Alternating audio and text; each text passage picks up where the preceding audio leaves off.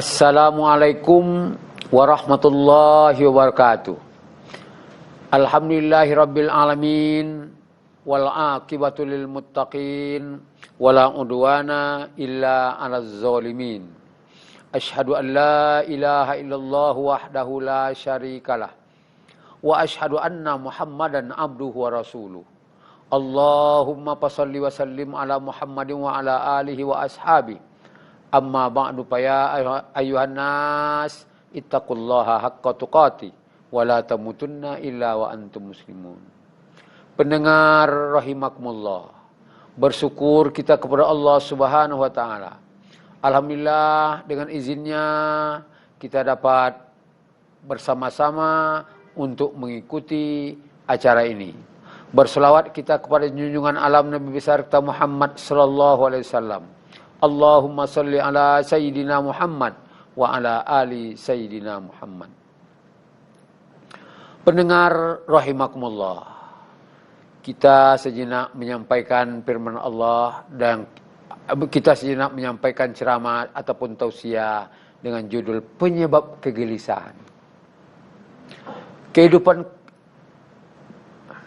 kesenangan dan ketenangan adalah dambaan setiap orang. Namun tidak semua orang mendapatkannya. Ada orang hari ini yang sudah senang, tapi belum tentu tenang.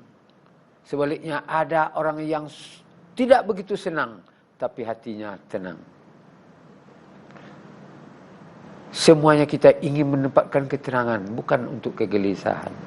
Allah Subhanahu wa taala memberikan kepada kita untuk mendapatkan ketenangan itu. Di dalam Al-Quran surah Ar-Ra'd ayat 28. Allazina amanu wa tatma'innu qulubuhum bizikrillah.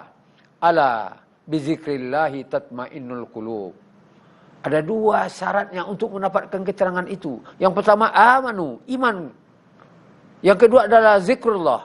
Apa hasilnya iman dan zikrullah itu? Tatma'innul qulub. Hati tenang, jiwa tenteram. Pendengar yang dirahmati oleh Allah Subhanahu wa taala. Sekarang timbul pertanyaan, sudahkah kita beriman? Sudah. Iman kepada Allah, iman kepada malaikat, iman kepada Rasul, iman kepada kitab, iman kepada hari akhirat, iman kepada qada dan qadarnya Allah. Berarti kita sudah iman. Sudahkah kita berzikir? Barangkali sudah. Lidah selalu mengucapkan apa yang disuruh oleh Allah dan Rasul untuk diucapkan. Pagi, petang, siang, dan malam. Kita sudah berzikir. Sudahkah kita memantapkan zikir itu? Sudah. Lidah selalu basah dan hati jarang berpisah dari pertolongan Allah. Berarti kita sudah zikir. Iman sudah, zikir pun sudah, tapi sudah tenangkah jiwa kita? Mungkin ada yang sudah, dan mungkin ada yang belum. Kenapa? Padahal syaratnya sudah kita penuhi, hasilnya kok belum. Biasanya syarat sudah terpenuhi, hasilnya akan kita peroleh. Apa penyebabnya? Imam Al-Ghazali mengatakan ada 5 penyebab kegelisahan itu, kata beliau. Apa yang 5 itu? Yang pertama adalah yaznabuna biraja'i taubah. Orang-orang yang banyak berbuat dosa. Orang-orang yang banyak berbuat yang tidak baik. Orang-orang yang banyak melaksanakan penyimpangan. Tapi dia melaksanakan pengakuan dan taubatnya. Tapi tidak berangkat dari lubuk hati yang paling dalam. Artinya apa? Perbuatan dosa, perbuatan maksiat, perbuatan pelanggaran, perbuatan yang tidak baik, zalim, menyebabkan batin kita menjadi gelisah. Terbayang oleh kita, wahai kaum muslimin pendengar rahimakumullah. Tangan ini masih berlumuran darah. Gara-gara perbuatan kita orang lain teraniaya. Gara-gara tindakan kita orang lain terzolimi oleh kita. Terbayang hari ini, wahai kaum muslimin pendengar rahimakumullah. Batin akan menjadi gelisah. Tidak tenang, teringat kesalahan yang lama ataupun yang baru. Kita hitung mulai akil balik. Mulai dari umur 20 sampai hari ini. Berapa banyakkah perbuatan-perbuatan kita yang tidak sesuai dengan ketentuan Allah dan Rasulnya? Sudahkah kita beristighfar dan mohon ampun kepada Allah SWT atas kehilapan dan keilapan kita selama ini? terbayang oleh kita, wahai kaum muslimin, akan perbuatan-perbuatan kita yang tidak menurut ketentuan Allah SWT. Itu menyebabkan batin kita gelisah. Ballarana ala qulubihim bima kanu yaksibun. Hati mereka itu berkarat, kata Allah. Kenapa hati mereka itu berkarat? Karena perbuatan yang mereka lakukan. Adam ketika dia tersilap dan tersalah kepada Allah Subhanahu wa taala, dia bermohon, Rabbana zalamna anfusana wa illam taghfir lana wa tarhamna lanakunanna minal khasirin. Ya Allah, ya Tuhan kami, kalau tidaklah karena keampunan Engkau, tidaklah karena kasih sayang Engkau kepada kami akan termasuk orang-orang yang merugi. Cuma sekali dia tersilap dan tersalah kepada Allah, dia mengakui dan mengakui, merintih dan merintih, menyesali perbuatannya. Hari ini mari kita introspeksi diri. Sudah berapa banyak kealapan dan kesimpanan kita kepada Allah. Mudah-mudahan Allah akan selalu mengampuni agar kita berada dalam suasana bahagia dan suci. Dosa-dosa yang lama akan diampuni oleh Allah Subhanahu wa taala. Yang kedua penyebabnya adalah wa yata'allamunal ilma wa la ya'maluna bihi. Penyebab kegelisahan itu adalah orang-orang yang banyak memperoleh ilmu. Banyak dia memiliki ilmu melalui pendidikan yang dia lalui, media yang dia tonton, pengajian yang dia dengar, buku yang dia baca. Alhamdulillah banyak dia memperoleh ilmu. Tapi dia tidak amalkan ilmu yang dia perdapat itu. Dia tahu kebenaran, dia tahu mana yang hak, mana yang batil, mana yang benar, mana yang salah. Tapi kadang-kadang dia sengaja melanggar yang benar itu. Sengaja dia berbuat yang batil itu. Dan kadang-kadang dia berbuat menantang kata hati. Orang yang berbuat menantang kata hati, pasti batinnya gelisah. Sebenarnya ini tidak boleh ini. Sebenarnya ini tidak benar ini. Sebenarnya ini salah ini. Ya, tapi apa boleh buat? Ini berperang antara batin kita dengan kenyataannya. Apa yang akan terjadi? Terjadilah kegelisahan. Kita kalau berada dalam kegelisahan, mata tidak mau tidur. Kalau mata tidak mau tidur, jalan darah kurang stabil. Kalau jalan darah kurang stabil, akan mudah dihinggapi oleh penyakit. Penyakit itu banyak datangnya bukan dari makanan. Penyakit itu banyak datangnya dari pikiran. Kenapa? Pikiran yang tidak tenang. Kenapa pikiran tidak tenang? Karena dosa dan pelanggaran yang kita laksanakan. Wa yata'allamunal ilma wa la ya'maluna bihi.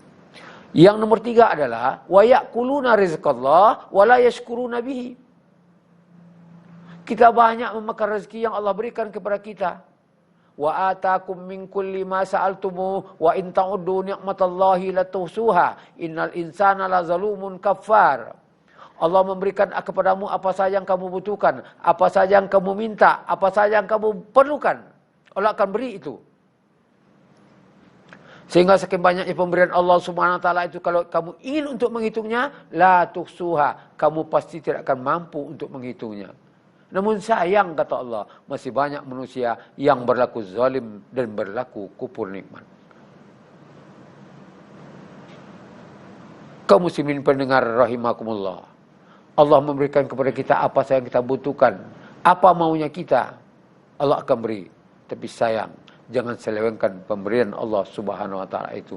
Beruntung hari ini wahai kaum muslimin rahimakumullah, Allah masih memberikan kepercayaan kepada kita untuk menerima dan menikmati apa yang Allah berikan kepada kita.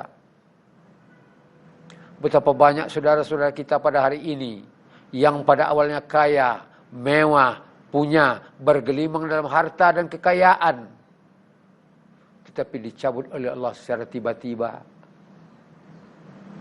Mungkin tanah longsor, mungkin kebanjiran, mungkin kebakaran, dan lain-lain sebagainya. Sekarang mereka berada dan hidup di tenda-tenda darurat. Hidup menunggu balas kasihan orang. Hidup bak sepantun anak tiram. Kasihan ombak baru mandi. Ya Allah, selesaikanlah mereka dari masalah musibah itu ya ilahi. Dan hindarkan kami dari bahaya dan petaka ini ya Allah. Jangan engkau cabut nikmat engkau dari kami ya ilahi. Tambah dan tambah, tambah dan tambah. Oleh sebab itu, la in syakartum la azidannakum wa la in kafartum inna azabi lasadid. Kalau kita bersyukur, Allah akan tambah. Tapi kalau kita kufur, ingat, azab Allah amat dan sangat pedih sekali. Bersyukurlah kepada rahmat dan nikmat Allah SWT. Untuk apa? Untuk menenangkan batin kita, bahwa kita tidak akan bisa hidup tanpa rahmat dan nikmat dari Allah SWT. Rasid Ridho dalam tafsirnya mengatakan waktu dia menafsirkan iyyaka na'budu wa iyyaka nasta'in. Kepada Engkau ya Allah kami beribadah, dan kepada Engkau ya Allah kami mohon pertolongan. Kita manusia ini tidak akan mampu berbuat apa saja tanpa pertolongan nikmat dari Allah SWT. Menggerakkan telunjuk pun kita tidak akan mampu tanpa bantuan pertolongan rahmat dari Allah Subhanahu wa taala. Berapa banyak saudara-saudara kita ini yang punya kaki tapi tidak mampu lagi untuk berjalan, yang punya tangan tapi tidak berfungsi sebagai tangan. Banyak, jangan Engkau cabut ya Allah nikmat Engkau dari kami. Yang nomor 3, wa iza amilu la yukhlasuna bihi.